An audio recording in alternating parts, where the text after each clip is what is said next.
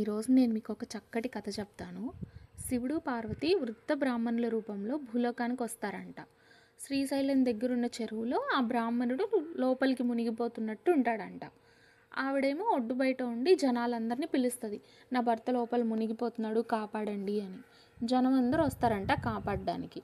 కానీ ఆవిడ ఒక కండిషన్ పెట్టిద్దంట, పాపం చేయకుండా ఉండే వాళ్ళు మాత్రమే నా భర్తని కాపాడండి ముట్టుకోండి అని చెప్తుందంట.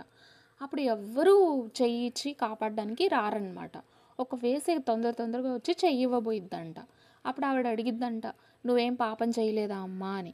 లేదు నేనేం పాపం లేదు నాకు అని చెయ్యి ఇచ్చేసి కాపాడిద్దంట. అదేంటమ్మా పాపం అంతా చేసేదే నువ్వు కదా అంటే, అదేంటమ్మా అలా అంటావు, ఇది శ్రీశైల క్షేత్రము, నేను ఇప్పుడే నంది కొమ్ముల నుంచి శివుణ్ణి చూశాను, నాకు మోక్షం వచ్చేసింది. మోక్షం అంటే పాపం లేదు పుణ్యం లేదు, నేను ఇప్పుడు మంచిదాన్ని, సో నేను లాగొచ్చు అని చెప్పిందనమాట. అప్పుడు శివుడు అంటాడంట, చూసావా పార్వతి, ఆవిడ నమ్మింది ఖచ్చితంగా మోక్షం వస్తుంది అని, అందుకే పాపం పుణ్యం లేదు, నాకు మోక్షం వచ్చింది అని నన్ను కాపాడింది. మిగిలిన వాళ్ళు నంది కొమ్ముల నుంచి చూసి కూడా మోక్షం వస్తుంది అనే విషయాన్ని నమ్మలేదు, అందుకే వాళ్ళకు మోక్షం రాలేదు. పార్వతి, నేను ఎవరైతే నమ్ముతారో వాళ్ళకు మాత్రమే మోక్షం ఇస్తానని చెప్పాను, అందరికీ కాదు అని చెప్తాడంట.